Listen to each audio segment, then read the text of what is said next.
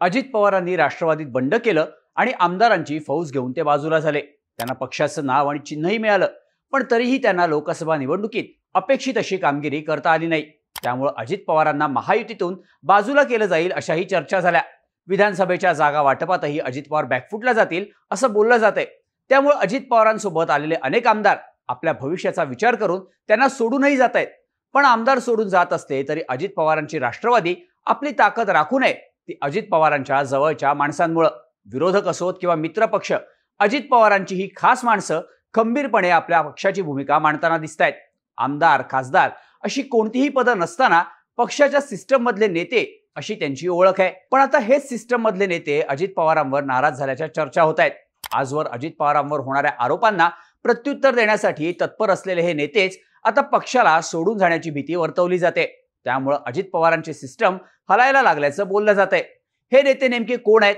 त्यांच्यामुळे अजित पवारांच्या सिस्टमला धक्का लागल्याचं का बोललं जातंय? त्यांच्या नाराजीचा अजित पवारांच्या राष्ट्रवादीवर काय परिणाम होऊ शकतो समजून घेऊया त्या व्हिडिओमधून। नमस्कार, मी शार्दूल आणि तुम्ही बघताय बोल भिडू। अजित पवारांवर नाराज असलेल्या नेत्यांच्या यादीत पहिलं नाव येतं ते म्हणजे दीपक मानकर। अजित पवारांच्या राष्ट्रवादीचे पुणे शहराध्यक्ष असलेले दीपक मानकर गेल्या 40 वर्षांपासून राजकारणात सक्रिय आहेत। 2012 पासून ते राष्ट्रवादी काँग्रेससाठी काम करतायत। पुणे शहरात राष्ट्रवादी काँग्रेसचं बळ वाढवण्यात त्यांचा महत्त्वाचा वाटा राहिलाय। पुण्यात अजित पवारांना विरोध करणाऱ्या नेत्यांना सडेतोड उत्तर देण्याचं काम दीपक मानकर यांनी आजवर अनेकदा केलंय। पण गेल्या काही महिन्यांपासून विधान परिषदेवर राष्ट्रवादी काँग्रेसला पुण्यातून प्रतिनिधित्व मिळावं अशी मागणी मानकर यांनी केली होती। आगामी विधानसभेसाठी पुण्यात पक्षाला बळकटी देण्यासाठी, कार्यकर्त्यांचं मोरल वाढवण्यासाठी आमदार देण्यात यावा अशी इच्छा मानकरांनी अजित पवारांकडे बोलून दाखवली होती। तेव्हापासून विधान परिषदेसाठी दीपक मानकर इच्छुक असल्याचं बोललं जात होतं। पण राज्यपाल नियुक्त आमदारांच्या यादीत दीपक मानकर यांचं नाव नसल्यानं ते नाराज झाले। त्यांनी पत्रकार परिषदेत आपली नाराजी बोलूनही दाखवली। 1.5 वर्षांपूर्वी माझ्यावर पुणे शहर अध्यक्षपदाची जबाबदारी देण्यात आली आणि त्या पदाला न्याय देऊन विविध पक्षांतील पदाधिकारी, कार्यकर्ते पक्षासोबत जोडण्याचं काम मी केलं। त्यामुळे मला संधी मिळावी अशी कार्यकर्त्यांची अपेक्षा होती। पण राज्यपालांकडे यादी पाठवताना अजित पवारांनी मला विचारलंही नाही अशी खतखत मानकर यांनी व्यक्त केली। यावेळी त्यांनी पंकज भुजबळांच्या आमदारकीवरूनही टीका केली। मानकर यांना आमदारकी न मिळाल्यामुळे त्यांच्या तब्बल 600 समर्थकांनी राजीनामे दिलेत। तसंच मानकर यांनीही राजीनामा देणार असल्याचं जाहीर करून एक कार्यकर्ता म्हणून काम करणार असल्याचं म्हटलंय। पण मानकरांच्या राजीनाम्यामुळे ऐन निवडणुकीच्या तोंडावर पुण्यात अजितदादांच्या राष्ट्रवादीला मोठा धक्का बसण्याची शक्यता वर्तवली जाते। पुण्यात अजित पवार गटाला वाढवण्याची गरज असताना मानकरांनी आपल्या पदाचा राजीनामा दिल्यानं पवारांना पुण्यात मोठं नुकसान होऊ शकतं असंही बोललं जातंय। अजित पवारांवर नाराज असलेल्या नेत्यांच्या यादीतलं दुसरं नाव म्हणजे नाना काटे। पुणे जिल्ह्यातले अजित पवारांचे कट्टर समर्थक अशी नाना काटेंची ओळख आहे। 2023ला चिंचवड विधानसभा पोटनिवडणुकीत काटेंच्या उमेदवारीसाठी स्वतः अजित पवारांनी ठाकरेंशी भांडून ही जागा घेतल्याचं सांगण्यात आलं होतं। गेली 20 वर्ष नाना काटे सक्रिय राजकारणात आहेत। 2007 पासून सलग 3 वेळा त्यांनी नगरसेवक म्हणून काम केलंय। संपूर्ण चिंचवड शहरात त्यांची चांगली ताकद आहे। वारकरी संप्रदायाशी निगडीत असल्यामुळे चिंचवडमध्ये त्यांना मानणारा मोठा वर्ग असल्याचं सांगितलं जातं। 2019च्या चिंचवड विधानसभा पोटनिवडणुकीतही त्यांनी लाखांच्या आसपास मतं घेतली होती। त्यामुळे मतदारसंघात त्यांचं चांगलंच वर्चस्व असल्याचं दिसून येतं। पण आता हेच नाना काटे अजित पवारांना सोडून जाणार असल्याच्या बातम्या गेल्या काही दिवसांपासून येत आहेत। चिंचवड विधानसभेची जागा महायुतीत राष्ट्रवादीला मिळावी अशी मागणी काटे यांच्याकडून करण्यात येते। पण ही सीट भाजपला सुटण्याची शक्यता असल्यानं तसं झालं तर आपण भाजपचं काम करणार असल्याची भूमिका काटे यांनी घेतली आहे।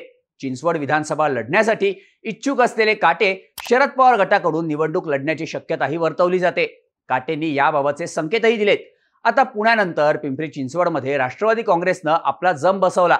त्यामुळे इथली पक्षाची ताकद वाढवण्यासाठी काटे यांच्यासारख्या नेत्यांची गरज असताना त्यांनी शरद पवार गटाची वाट धरली तर त्याचा मोठा फटका अजित पवारांना बसू शकतो असं बोललं जातंय। अजित पवारांवर नाराज झालेल्या नेत्यांमधलं तिसरं नाव म्हणजे उमेश पाटील। अजित पवारांच्या राष्ट्रवादीचे प्रवक्ते उमेश पाटील हे सोलापूर जिल्ह्यातल्या मोहोळ तालुक्यातलं महत्त्वाचं नाव मानलं जातं। आपल्या आक्रमक शैलीनं विरोधकांचा समाचार घेण्यासाठी उमेश पाटील प्रसिद्ध आहेत। त्यामुळेच त्यांच्यावर पक्षाच्या मुख्य प्रवक्तेपदाची जबाबदारीही देण्यात आली होती। पण मोहोळमध्ये राजन पाटील आणि उमेश पाटील यांच्यातला संघर्ष कायमच चव्हाट्यावर आलाय। राजन पाटील यांनी आपल्या गावात अप्पर तहसील कार्यालय मंजूर करून घेतल्यामुळे उमेश पाटील यांनी त्यांच्या विरोधात उघड नाराजी व्यक्त केली। तेव्हा अजित पवार आणि सुनील तटकरेंकडून त्यांचे कानही टोचण्यात आले। त्यामुळे उमेश पाटील नाराज असल्याच्या चर्चा आहेत। त्यांनी आपल्या प्रवक्तेपदाचा राजीनामाही दिलाय. अलीकडेच त्यांनी मोदी बागेत शरद पवारांची भेटही घेतली होती. त्यानंतर त्यांनी शरद पवार गटाचे खासदार धैर्यशील मोहिते पाटील यांचीही पुण्यात भेट घेतली. यामुळेच उमेश पाटील शरद पवार गटात जातील अशाही चर्चा आहेत. मोहोळ विधानसभा मतदारसंघ एससी राखीव असल्यामुळे इथे राजन मालक यांचे विश्वासू यशवंत माने आमदार आहेत. त्यामुळे राजन पाटील यांचं तालुक्यात वर्चस्व असल्यानं त्याला आव्हान देण्याचं काम उमेश पाटील यांच्याकडून करण्यात येत आहे. पाटील यांनी कायमच राजन पाटील यांच्या विरोधातले गट एकत्र केल्यानं त्यांनी अजित पवारांची साथ सोडली किंवा माने यांच्या विरोधात काम केलं तर मोहोळ तालुक्यासह सोलापूरमध्ये अजित पवारांना मोठा सेटबॅक बसण्याची शक्यता वर्तवली जाते. अजित पवारांवर नाराज असलेल्या नेत्यांमध्ये पुढचं नाव आहे ते रुपाली ठोंबरे. मनसेचा बुलंद आवाज, फायरब्रँड नेत्या अशी ओळख असलेल्या रुपाली ठोंबरे यांनी 2021 मध्ये राष्ट्रवादी काँग्रेसमध्ये प्रवेश केला. राष्ट्रवादीतल्या फुटीनंतर त्यांनी अजित पवारांना साथ दिली. महिलांच्या प्रश्नांवर त्यांनी कायमच आक्रमकपणे भूमिका मांडली आहे. पण पक्षात त्यांना योग्य ते स्थान मिळत नसल्यानं त्या नाराज असल्याचं बोललं जातं. लोकसभा निवडणुकीच्या निकालानंतर ठाकरे गटाच्या सुषमा अंधारे यांनी रुपालीताई अजून किती मुस्कटदाबी सहन करणार असं म्हणत निर्णय घेण्याची हीच योग्य वेळ असल्याचं म्हटलं होतं. तेव्हापासून रुपाली ठोंबरे पक्षाची साथ सोडतील अशा चर्चा आहेत. रुपाली चाकणकर आणि रुपाली ठोंबरे यांच्यात सुप्त संघर्ष असल्याचं अनेकदा दिसून आलंय. आताही रुपाली चाकणकर यांना पुन्हा एकदा महिला आयोगाचं अध्यक्षपद दिल्यामुळं नाराज झालेल्या ठोंबरेंनी अजित पवारांची भेट घेतली आहे. त्यामुळं पक्षातील आक्रमक महिला नेत्यांच्या नाराजीचा अजित पवारांना फटका बसण्याची शक्यता वर्तवली जाते. अजित पवारांवर नाराज असलेल्या नेत्यांमधलं 5वं नाव म्हणजे दीपक साळुंखे. सोलापूर जिल्ह्यातलं अजित पवारांच्या पक्षातलं आणखी मोठं नाव म्हणजे दीपक साळुंखे. दीपक साळुंखे यांनी अजितदादांची साथ सोडत ठाकरे गटात प्रवेश केलाय. सांगोला विधानसभा लढण्यासाठी इच्छुक असलेल्या साळुंखे यांनी निवडणूक लढण्यासाठी अजितदादांची साथ सोडली आहे. दीपक साळुंखे यांना मराठा आणि धनगर समाजात मानणारा मोठा वर्ग आहे. पण आता तेच ठाकरे गटात सहभागी झाल्यानं सोलापूर जिल्ह्यात अजितदादांसाठी हा मोठा धक्का मानला जातोय. याचं महत्वाचं कारण म्हणजे राष्ट्रवादी काँग्रेसची स्थापना झाल्यानंतर शरद पवारांनी पश्चिम महाराष्ट्रात आपला जम बसवला. सांगली, सातारा, कोल्हापूर, सोलापूर, पुणे इथे शरद पवारांनी आपल्या पक्षाची ताकद वाढवली. या साखरपट्ट्यात शरद पवारांनी संस्थात्मक राजकारणाच्या माध्यमातून आपलं स्थान बळकट केलं. राष्ट्रवादीत पडलेल्या फुटीनंतर इथले अनेक दिग्गज नेते अजित पवारांसोबत आले. पण आता हेच नेते अजित पवारांची साथ सोडताना दिसतायत. फलटणचे आमदार दीपक चव्हाण यांची उमेदवारी अजित पवारांकडून जाहीर करण्यात आली असतानाच त्यांनी तुतारी हातात घेतली. माढ्याचे आमदार बबन शिंदे यांनी सुद्धा आपल्या मुलाला अपक्ष म्हणून रिंगणात उभं करण्याची फिल्डिंग लावली आहे. रामराजे नाईक निंबाळकर हे जरी अजित पवारांसोबत असले तरी ते सुद्धा शरद पवार गटाच्या वाटेवर असल्याच्या चर्चा झाल्या होत्या. त्यामुळे शरद पवारांना शह देण्यासाठी या साखरपट्ट्यात अजित पवारांकडे नेत्यांची फळी सोबत असणं गरजेचं असताना आता दीपक साळुंखे यांनी ही साथ सोडल्यामुळं इथे अजित पवार गटाची ताकद खिळखिळी झाल्याचं बोललं जातंय.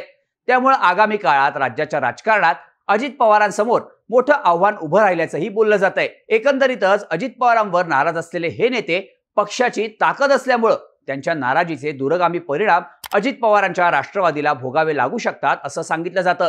तुम्हाला काय वाटतं? अजित पवारांचा पक्ष ज्या भक्कम सिस्टीमवर उभा आहे त्या सिस्टीम मधले महत्वाचे नेते असल्यानं त्यांच्या नाराजीचा फटका अजित पवारांना बसणार का? याबद्दलच्या तुमच्या प्रतिक्रिया आम्हाला कमेंट करून नक्की सांगा आणि अशाच माहितीपूर्ण व्हिडिओसाठी बोल भिडूच्या YouTube चॅनलला सबस्क्राईब करायला विसरू नका.